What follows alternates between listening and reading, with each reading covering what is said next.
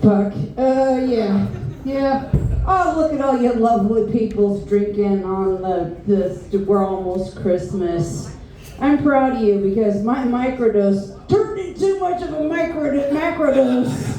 And here we are together. I can't wait for Christmas to get here because fuck. Y'all been out on the roads.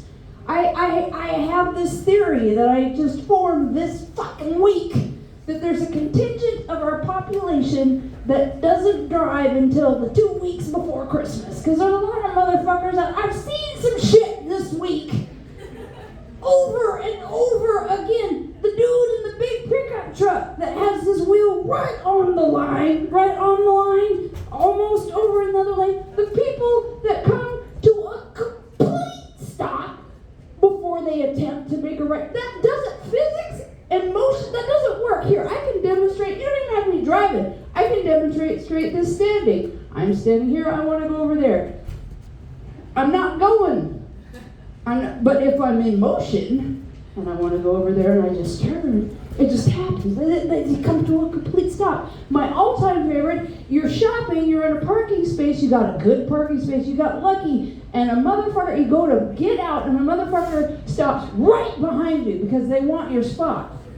But they're right behind you. And they're looking at you going, come on out, I can't, dipshit! Back the fuck up! I just turned my car off and got back out of my car and stood there and looked at him. I decided I need to buy more shit, dummy. Get out my fucking way so I could go home. God damn.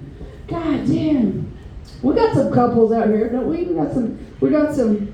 Isn't it weird? Isn't the human body fucking weird? Like, I'm fascinated by that there gag reflex because it cracks me up and it ruins my blowjob game because we've all had that moment where you're just really loving your man orally and you hit that spot and that thing happens and it's just, to me, it's just hilarious because you have no control, you just go. The least sexy thing on the planet, and the weirdest goddamn. And then I start laughing, and we all know how men feel about you laughing around. It just kind of kills the mood, and then they get mad, and I'm always happy when a man is mad. So I laugh more, and the next thing I know, the boner's gone, and nobody has any fun, so whatever. That's enough of the new shit I'm working on. Let's do some real jokes. Are you ready for that? Okay, so I was out to lunch with a girlfriend, as us girls do. And I thought we were having a good time. I thought we were having a good engagement. And then this gal looks across the table at me and says, Tanya, you know what? I just have to say, I think you're getting a little old to get by on your natural good looks. Have you considered wearing more makeup? Oh, the brass balls on this bitch! Who in the hell does she think she is? I had no choice but to look her dead in the eye and go, fuck you, Mom. Yeah, my mom's 76, you know, they get that age, they get kind of lippy, you gotta check them hard, you gotta remind them who's picking out the goddamn nursing home. Jesus Christ. So my mom is 76, that means I recently turned 52, Jesus Christ, that's, you get over 50 and I love my younger lady friends, but they ask rude questions and they don't even mean to. I had a little gal friend ask me, how's menopause going? I wish I fucking knew. I knew, like, because they lie to you. They lie to you when you're little and you're about to start this thing. They're like, oh, you'll do it for 30 years. I've been doing it for 40 fucking years, and it keeps happening. This week in particular was a red letter, all pun intended week, because I had a cold, I've been blowing my nose a lot, eating all this rich holiday food, shitting myself inside out, and my period hit, so I have the trifecta. 3 holes are bleeding at the same fucking time. I'm not happy! Not happy at all! I'm telling you right next month, I'm taking a fucker with me. Somebody's gonna get shanked randomly just cause. People are gonna be like, why? It's like, because I'm bleeding too. I'm not gonna do this alone anymore. And I am alone. I'm very alone. I'm very single. I've made that as a conscious choice. I have redecorated my bedroom with neon lights that I stole from a gas station. Then you slowly flash self-service.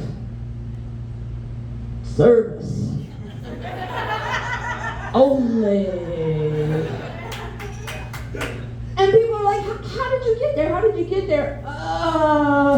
I'm single and I'm over 50. Have you met men that are over 50 and single? They're usually like, it's exactly like shopping for a puzzle at a thrift store. Oh, I guarantee you there's a piece missing. I guarantee you there's a piece or two missing. And then on top of it all, once you assemble the puzzle, the picture that you end up with does not match what was on the box. I bought into a basket full of fuzzy kittens, and what I got was an emotional tornado tearing apart my personal trailer park. No thank you. And then on top of it all, men in my age group were raised on their 80s rom-coms. Y'all familiar with those 80s rom-coms? A popular theme in those films is girl says no, this means the boy should try harder. I don't know why this was so cute in the 80s, but in 2023 it is definitely very rape adjacent. Very, very rape adjacent. And I was dealing with one of these fellas, and he decided to try a clever tack. This is what passed for clever to this douche canoe. Okay. All right. He's like, Tanya, I know you're a nerd. I know you like games. Here's what I propose. You choose the game. And if you win, I will leave you alone. Good. But if I win, we fuck. As a native Idahoan, I only had to think about 2 seconds before I said, Russian roulette! Because either way, I win! You take the bullet, you're dead! And I don't have to listen to this happy horseshit anymore. And if I take the bullet, well, son, you're stuck pumping away at my slowly cooling corpse. You guys don't like necrophilia humor? Come on. Where's your holiday spirit? Fine. Where people are like, why don't you try the younger men? Why don't you try the younger men? The younger men. I have to tell you the truth. Right after I got divorced, I'm neither ashamed nor proud of the fact that I did cougar up a little bit. I did punch a few milk tickets. I did make some dreams come true. Yes, just call me Disneyland. And I have to tell you the truth, as fun and delightful as younger men are, yes, honey, you're safe. I find them to be exactly like the pockets in women's dress slacks. Shallow, useless, in point of fact, wholly cosmetic. So at this juncture, if you catch me with a 22 in my mouth, I guarantee it's going to be a caliber, not a person. Because I'm done with that shit. Oh my Lord. And it's one of those things too, like when you're a woman with some gray hairs and you publicly declare you have given up sex. Some of these younger women, especially in Idaho, think it might be religious, might be morally based, that I might judge you for your potentially subconscious ways. No. I do not believe in sluts. I have a theory that was based on a very long acid trip. And it goes something like this. Pussy availability is in fact an eternal continuum. The amount of tuna that got towed to Pound Town last night is the same amount of pussy that's going to get sloppy tonight, and the same amount of pussy that's going to get slain tomorrow night. So there are no sluts. None at all. There's just some unfortunate souls out there picking up my slack after I retired. Because I'll tell you what, kiddos, back in the day, I used to sling pussy across the bar like a wet rubber band. Just wherever it hit, good enough. There have been more loads dropped here than a discount laundromat. There's been more clips dropped at this location than a country music festival in Las Vegas. Don't do that. Don't do that. My tubes are tied. No children died in those mass shootings. I promise you. I promise you. The children are safe. Men and women are different, and there's a lot of gentlemen in here, so maybe you could educate me. I'm going to need your help here. So, I was at the store, and I did some light shopping, and then I went to the checkout, and there's this gentleman, and I use that term loosely, in the line in front of me. He's got the helmet unclipped in the back of his head, and he's got the Lance Armstrong style shirt and the clickety-clackety clip-in shoes. He's got a vitamin water and a protein bar. Healthy. This is not what I was judging a bitch about. He's standing like this in, of course, Viking shorts and light sweat, and it became obvious that he is wearing no underpants.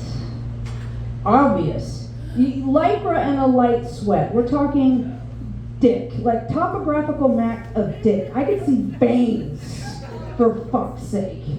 Like, and let me be clear, I'm not talking about a big dick. We've seen that guy out in public with the trouser tantor. You feel like tiptoeing up and going, have you been shoplifting at Hickory Farms? No.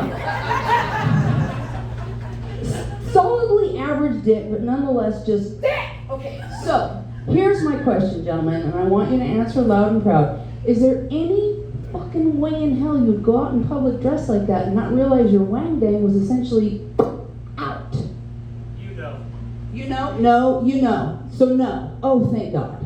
Because then I don't feel so bad about what I did next. Okay? I tiptoed up to said gentleman and I said, hi, sweetheart.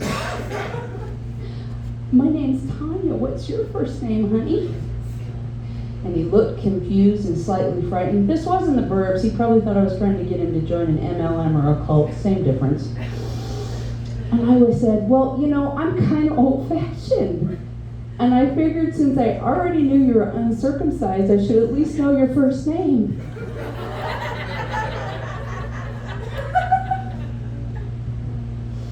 Yeah, that went well. Yeah.